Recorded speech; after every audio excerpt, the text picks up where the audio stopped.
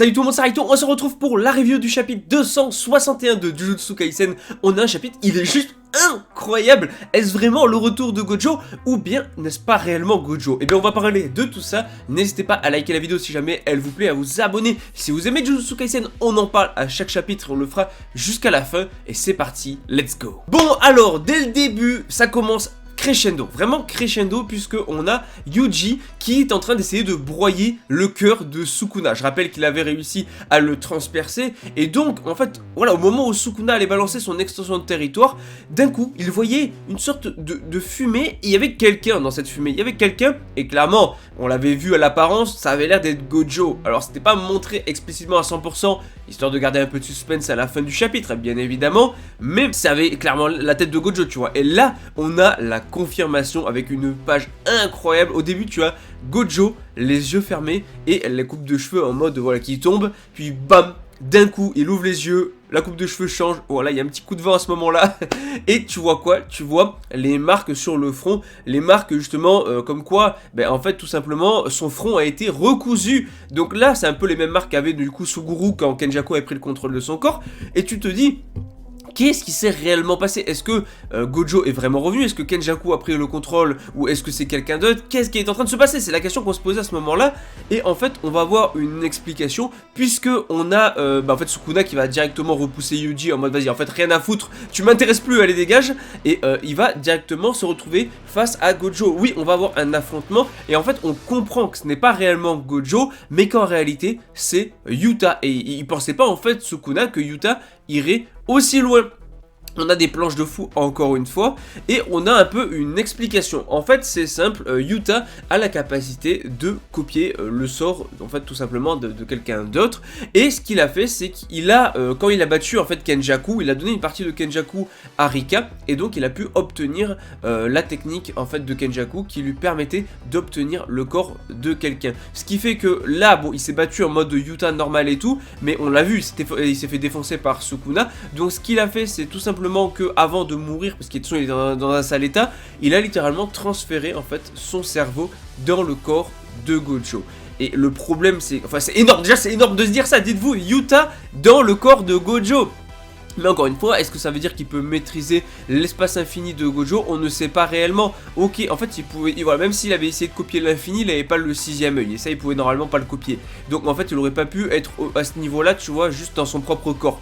Mais en étant dans le corps de Gojo, la vraie question qui se pose, c'est est-ce qu'il est aussi fort que Gojo ou pas? Et effectivement, en fait, il y avait une question qui s'était posée, et donc vous avez été pas mal en parler dans la vidéo sur les spoilers, mais c'est est-ce que Gojo Satoru est le plus fort parce qu'il est le plus fort, ou est-ce que c'est parce que c'est Gojo Satoru qu'il est le plus fort? C'était la question en fait qu'on pouvait se poser, et c'est là où on va voir la réponse, puisque finalement, si Yuta se fait bien défoncer qu'il est moins fort que Gojo, en fait c'est pas parce qu'il est plus fort qu'il est Gojo, mais parce que c'est Gojo qu'il est le plus fort. Donc on aura cette réponse un petit peu plus tard à cette thématique là. Bon, en gros c'est simple, voilà, donc comme j'ai dit, voilà, Rika a mangé une partie, il a pu copier le sort, il a pu donc du coup être transféré là, mais le problème, c'est encore une fois qu'il y a une durée de 5 minutes. Voilà, la copie est complètement manifestée et tout, mais ça ne dure que 5 minutes. Donc, qu'est-ce qui va se passer une fois ces 5 minutes qui seront écoulées? C'est ça la question, c'est quel avenir pour Yuta, quel avenir pour Gojo? Déjà, je le confirme, Gojo est bel et bien mort. Yuta a été transféré, il n'y a aucun moyen de sauver le cerveau de Gojo. Donc oui, Gojo certes a été recousu en deux, parce que du coup il était coupé en deux, mais il n'y a aucun moyen de revoir Gojo. Voilà, Gojo est bel et bien mort. Maintenant, on va le revoir combattre grâce à Yuta. En gros, c'est une manière de ramener Gojo dans le combat, d'avoir Gojo qui combat, mais pas réellement Gojo, puisque finalement c'est Yuta dedans. Mais en fait, il y a trois possibilités sur le futur de Yuta. Premièrement, soit le corps de Kenjaku doit être activé du coup en permanence. Dans ce cas, le corps et l'âme en fait ne pourront pas être maintenus et il mourra. Donc première option, bah, c'est la mort de Yuta après avoir combattu, sachant qu'il n'y a aucune chance pour moi qu'il batte Sukuna si Gojo l'a pas battu. En fait, il n'y a aucune chance qu'il soit plus fort que Gojo dans son propre corps, tu vois. Il est dans le corps de Gojo, mais il sera pas plus fort que Gojo. Enfin, ça aurait pas de sens, tu vois. Donc, si Gojo a perdu, alors Sukuna est plus affaibli que quand Gojo l'a affronté, ça c'est un fait. Mais quand même. Deuxième chose, deuxièmement, en fait, la deuxième possibilité, c'est que le sort de Kenjaku est activé par, du coup, intermittence, et il ne pourra pas, en fait, tout de suite. Mais voilà, ça sera enfin, il ne mourra pas plutôt tout de suite, mais ce sera une question de temps. C'est pas non plus une bonne... c'est pas non plus ouf.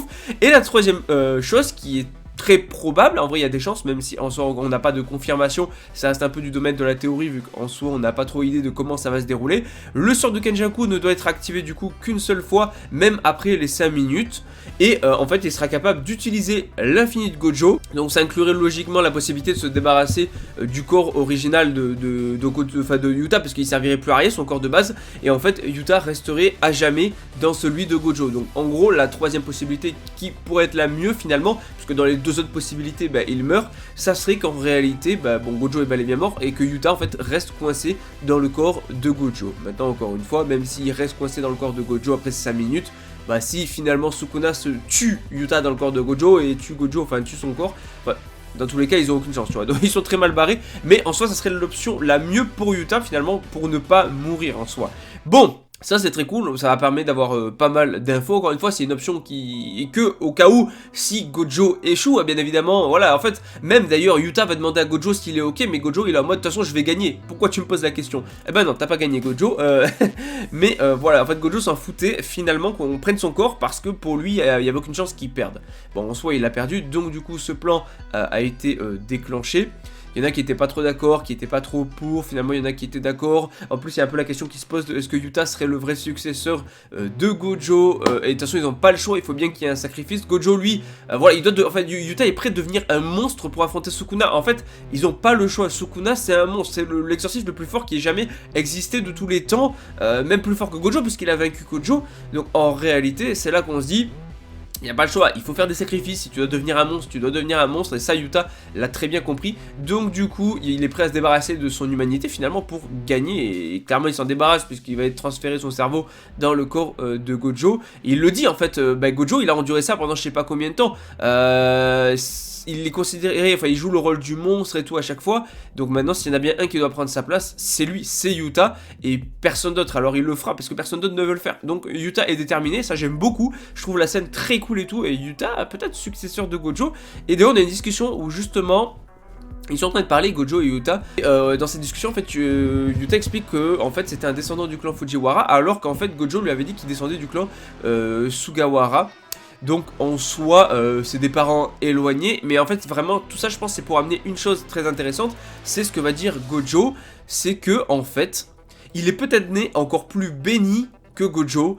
Et ça serait nul de ne pas en profiter. Donc en gros il sous-entend, et je pense vraiment en fait cette discussion par rapport au clan, c'est vraiment sur le fait que Gojo en fait a un potentiel, enfin pas Gojo, mais Yuta aurait un potentiel qui pourrait être supérieur à Gojo d'après ce qu'il dit, puisqu'il dit qu'il pourrait être plus béni que lui. Donc est-ce qu'on est en train de nous dire que Yuta dans le corps de Gojo pourrait être en réalité plus fort que Gojo? Franchement je sais pas, mais j'ai l'impression que c'est un peu ce qu'essaye de nous dire Gege Akutami à travers la discussion entre les deux. Maintenant ça me paraît un peu bizarre, ou bien c'est une facilité scénaristique du genre ouais mais en fait Gojo il lui a dit qu'il était plus béni, donc c'est logique qu'il soit plus fort dans le corps de Gojo. Bon on verra. Bon en tout cas ok voilà. Autre chose, on sait aussi que c'est Gojo qui s'est débarrassé de tous les dirigeants, parce que en s'en débarrassant comme ça on va avoir du coup Gakuganji qui va prendre en fait la tête qui sera au sommet du QG, et ça évitera les drames comme celui qu'il y a eu à Shibuya. Donc du coup c'est bien Gojo qui s'en est débarrassé. Donc il y avait Maki, il y avait Yuta à ce moment là, mais ils ont refusé de partir tout simplement pour pas qu'il endosse en gros toute la responsabilité sur lui. Donc en gros il y avait cette complicité que finalement j'aime pas mal. Et donc voilà, ils sont en mode vas-y porte pas le fardeau tout seul et tout. Et donc j'aime beaucoup ce genre de choses. Bon après, en info intéressante, on a surtout le transfert comme j'ai dit, puisque on a Choco en fait qui va, enfin ils vont transférer le cerveau de Yuta dans le corps de Gojo. De toute façon le corps de Yuta avait pris tellement cher qu'il était plus très utile. Et donc du coup on va pouvoir recoudre Gojo, non seulement le haut et le bas de son corps qui a été coupé en deux, mais également le front de Gojo puisqu'on a inséré le cerveau de Yuta. Donc là on peut considérer que Yuta sous son apparence de Yuta, normalement, on la reverra jamais. Hein, on ne reverra plus jamais le corps de Yuta. C'était la dernière fois qu'on voyait un combat avec le corps de Yuta. Maintenant, Yuta, soit il va mourir à la fin du combat, soit il restera dans le corps de Gojo, donc il n'y aura plus de Yuta dans le... Enfin, à moins... En vrai, est-ce que ça serait pas possible? Ouais, mais non, parce qu'après, j'aurais dit à la limite, il sauve le corps de Yuta d'une quelconque option, enfin je ne sais comment, et donc du coup à la fin il retransfère le cerveau de Yuta dans son propre corps.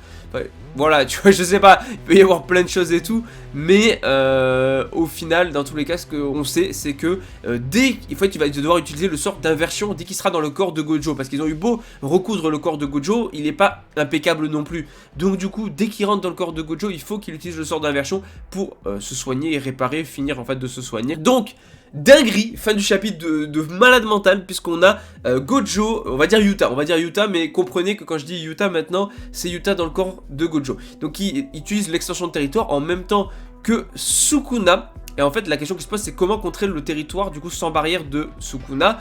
Et c'est Gojo qui donne la solution. Il va utiliser directement, alors la planche finale est incroyable puisqu'il va utiliser la sphère de l'espace infini.